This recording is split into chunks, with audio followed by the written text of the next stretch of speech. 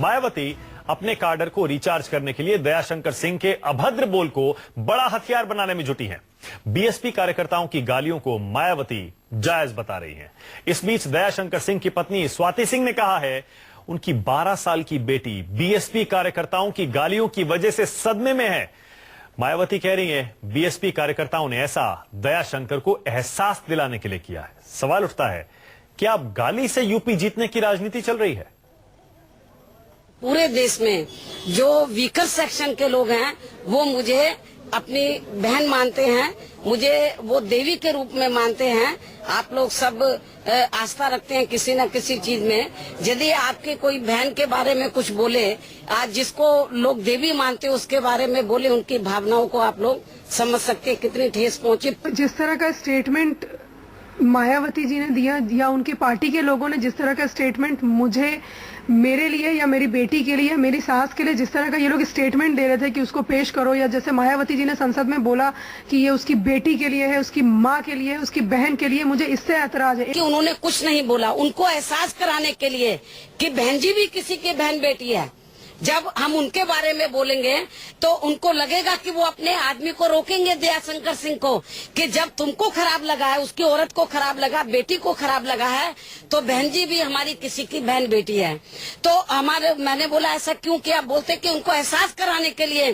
Bharatiya Janata party तो उसको एहसास नहीं करा पाएगी। एक महिला होकर के इतनी सीनियर लीडर है, 3 बार मुख्यमंत्री रही हैं, सांसद है, इतने बड़ी पार्टी की वो अध्यक्ष हैं, क्या उनको ये बात शोभा देती है? एक औरत होकर के जिन शब्दों से वो हर्ट हुई, उससे कई गुना ज्यादा खराब शब्द मेरे लिए, मेरी बेटी के लिए, मेरी सास के लिए बोला गया। जब उसके बेटी को, औरत को मालूम पड़ेगा कि जब उनके बारे में कोई कुछ बोलेगा उनको कितना तकलीफ होगी, तो हमारी बहन बेटी के बारे में बोला तो हमें कितनी तकलीफ हुई है। कम से कम दयाशंकर सिंह आगे तो इंसान बने, आगे तो वो जानवर ना बने, अभद्र भाषा का इस्तेमाल ना करे। मेरी बच्चे की इसमें क्या गलती थी? उन्होंने एक बच्चे को भी घसीट लिया, उसको भी बोला। उन्होंने एक बार भी ये सोचा नहीं कि मैं क्या बोल रही हूँ जो पूरा देश सुन रहा है। हमारी पार्टी में कुछ लोगों ने बोला कि हम ज्यादा नहीं हो सकता, असामाजिक तत्वों ने हमारे कुछ लोगों को भड़का दिया हो। तो मैंने बोला कि भाई उनको संयम बरतना चाहिए था। उन्होंने बोला ऐसा, हमने कहा, मैंने बोला क्यों बोला आपने? उन्होंने बोला कि यदि उसकी, मैं फिर रिपीट करती हूँ, यदि उसकी माँ दयाशंकर सिंह की, उसकी औरत, उसकी लड़की आकर दयाशंकर सिंह के इस अभद्र भाषा का विरोध करती तो शायद उनका ये कहना था कि हमारी पार्टी के लोग उनके बारे में कुछ नहीं बोलते हैं। मार भी दिया जाएगा और उनका स्टेटमेंट यही आएगा कि एहसास कराने के लिए हो गया, तो ये कोई गलती नहीं है, इसमें कोई बात नहीं है, गुस्से में थे।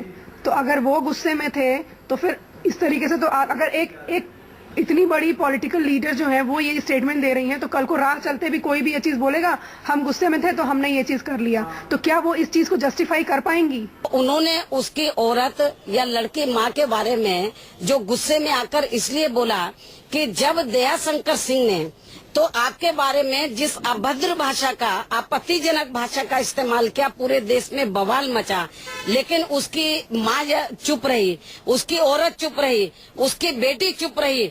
और यदि उसकी माँ, औरत और बेटी मीडिया में आकर तो जो कुछ उसने बोला उसका खंडन करती और उसका विरोध करते ये लोग कि, और वो लड़की कहती कि मेरे बाप ने गलत किया है, इससे हम लोग सहमत नहीं है। मैं स्कूल अपने दोनों बच्चों को मैंने डर के मारे नहीं भेजा है, क्योंकि जिस तरीके की बातें हो रही थी, जो हमें, मुझे किसी ने कहा था कि तुमको मार देंगे, तो मेरी लड़की, मैं सुबह निकलने वाली थी एफआईआर के लिए, उसने मुझे जाने नहीं दिया। आप अगर चली जाओगे आपको मार देंगे अगर आप घर से बाहर जाएंगी। तो पापा पता नहीं कहाँ हैं, उनकी जीभ काटने के लिए सब लोग ऐसे बोल रहे हैं, आपको भी मार देंगे, पापा को भी कुछ हो जाएगा, फिर हमारा क्या होगा? फिर हम भी बाहर निकलेंगे, हमें भी मार दिया जाएगा। ये मेरी बेटी ने मुझसे बोला। उस बेटी को मैं कैसे समझाऊं कि मत डरो, मैं कैसे कंसोल करूं, क्योंकि मैं खुद भी बहुत डरी हुई थी। उस गलत क्या, इससे हम सहमत नहीं है। उसकी माँ ने ये गलत अभद्र भाषा का इस्तेमाल किया, इससे हम, मेरे ख्याल यदि उसी दिन तो दयाशंकर की माँ, उसकी औरत, बेटी, तो दयाशंकर के बयान के खिलाफ वो मीडिया में कुछ भी बोल देती, तो मुझे ऐसा लगता है, जो मैं नहीं कह रही, वहाँ पे जो मुझे लोगों ने बताया कि लोगों में जो गुस्सा व्याप्त था, तो शायद वो लोग ऐसी भाषा का इस्तेमाल नहीं करते। पहले तो मैं ये देखूंगी कि मेरा वो एफआईआर लॉन्च कर रहे हैं कि नहीं कर रहे हैं। अगर कर लेंगे तो फिर मैं भी यही चाहती हूँ कि जिस तरीके से इनकी गिरफ्तारी हो रही है, मायावती या उनके पार्टी के लोगों की भी गिरफ्तारी होनी चाहिए। क्योंकि जिस चीज की सजा, अगर एक गलती की सजा, अगर किसी गलती की सजा अगर एक आदमी को मिल रही है तो वही सेम गलती की सजा जो शायद उससे भी बहुत खतरनाक है, एक बच्चे को बोला गया है इतनी, और अब तो मतलब मॉलेस्टेशन बोलिए या जो भी बोलिए, एक बच्चे को भी उसमें घसीट लिया गया है, तो उसके लिए उनको भी पुलिस कस्टडी, मतलब पुलिस को अपनी कस्टडी में लेना चाहिए। तो जैसा आप जानते ही हैं, बीजेपी के नेता दयाशंकर सिंह ने पहले मायावती के खिलाफ अभद्र टिप्पणी की। बीजेपी ने दयाशंकर सिंह को पार्टी से निकाला और उसके बाद उनके खिलाफ मुकदमा भी दर्ज हो गया है। लेकिन अब बहुजन समाज पार्टी के कार्यकर्ता, बीएसपी के नेता दयाशंकर की पत्नी और बेटी के खिलाफ ऐसी बातें कह रहे हैं, ऐसे ऐसे शब्दों का इस्तेमाल कर रहे हैं जिससे परिवार आहत है और पुलिस में शिकायत तक दर्ज करवा चुका है। फिलहाल मेरे साथ टेलीफोन लाइन के जरिए खुद दयाशंकर सिंह की पत्नी स्वाति सिंह और बीएसपी के नेता एमएच खान जुड़ गए। आप दोनों का स्वागत है। स्वाति जी, पहले आपसे हम जानना यह चाहते हैं कि जब से ये सारी घटना हुई है उसके बाद से आपको क्या क्या झेलना पड़ रहा है? जो चीजें हुई कल, वो पूरे देश ने देखा कि किस तरीके से हमारा, मेरा या मेरी फैमिली का कोई पॉलिटिकल इन्वॉल्वमेंट नहीं है। हाँ, मेरे हस्बैंड जरूर पॉलिटिक्स में है, लेकिन इन लोगों ने अपनी लड़ाई में, मायावती जी ने अपनी लड़ाई में, इन्होंने मुझे, मेरी बेटी को, एक बुरी माँ को उन लोगों ने घसीट लिया। ये कहाँ तक उचित है? मायावती जी के खिलाफ नसीमुद्दीन सिद्दीकी, सतीश मिश्रा और जो राजभर जी हैं उनके खिलाफ और उनके कार्यकर्ताओं के खिलाफ। हाँ, तो जो जिन लोगों ने अभद्र टिप्पणियां की हैं, जिन लोगों ने शर्मनाक बातें कही हैं आपके लिए, आपकी बेटी के लिए, उसके लिए आप मायावती को और बीएसपी के नेताओं को भी जिम्मेदार मानती हैं? बिल्कुल मानती हूँ, क्योंकि आप ये बताइए, भाजपा, जो देख लीजिए, भाजपा के इतने बड़े, इतने सीनियर लीडर हैं, उन्होंने संसद में सबके सामने खड़े होकर के मायावती जी से माफी मांगी। वो कितने बड़े नेता हैं, क्या मायावती जी को ये नहीं लगता है कि उनको भी माफी मांगनी चाहिए थी?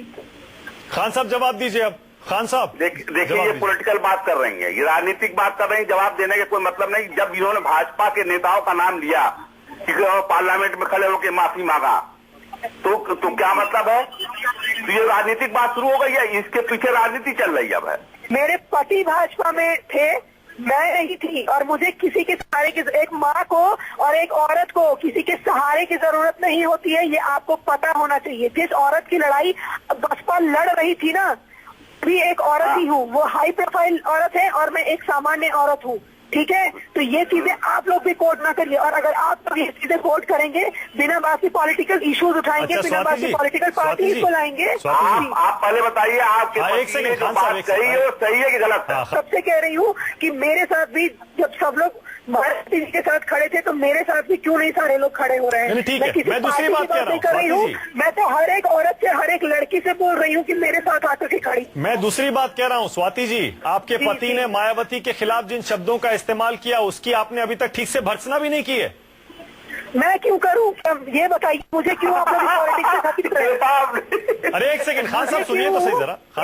खान साहब आप भी सुन लीजिए, मैं क्यों करूं? क्या मैं पॉलिटिक्स में इन्वॉल्व थी? मैं क्यों बोलूं? अरे एक महिला के नाते एक हाँ, सुन लीजिए, मुझे मायावती जी ने या बसपा वालों ने मुझे इस लायक छोड़ा है कि मैं अपने पति के बयान पे मैं उनकी निंदा करूं? उससे कहीं निंदा दी है तो इन लोगों ने काम कर दिया।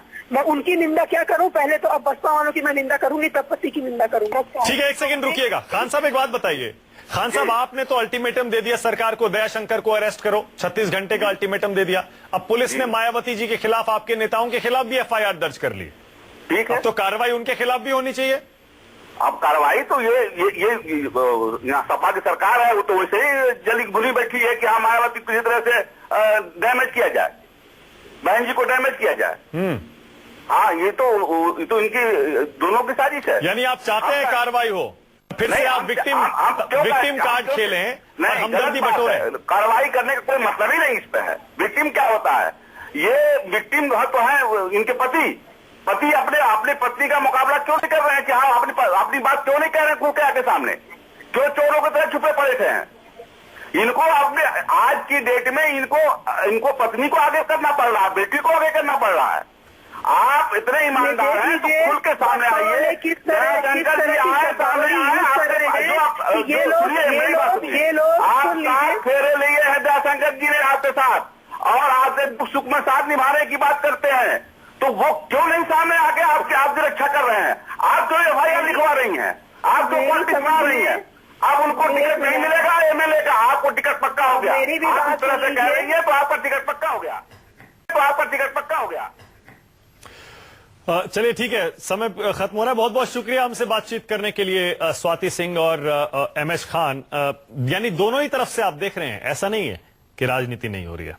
फिलहाल इस वक्त एक बड़ी खबर आ रही है, बीजेपी ने कल दयाशंकर सिंह की बेटी के सम्मान में सड़कों पर उतरने का फैसला कर लिया। यानी एक तरफ बीएसपी मायावती के खिलाफ बयानों को मुद्दा बना रही है, तो अब बीजेपी पूरे यूपी में प्रदर्शन करेगी और दयाशंकर की बेटी और पत्नी के खिलाफ जो बीएसपी कार्यकर्ताओं ने बयान दिए हैं उनको मुद्दा बनाएगी। बीजेपी ने अपने इस प्रदर्शन को नाम दिया है बेटी के सम्मान में बीजेपी मैदान में। यानी कि अब मौका यहां पर बीजेपी भी देख रही है किस तरह से मायावती को घेरा जाए, बहुजन समाज पार्टी को घेरा जाए और हमदर्दी दयाशंकर की पत्नी और बेटी के नाम पर बटोरी जाए। लखनऊ से अशोक तिवारी और जानकारी देंगे। अशोक, जाहिर है पूरी तरह से पॉलिटिकल है, बीजेपी यहां पर एक राजनीतिक मौका देख रही है।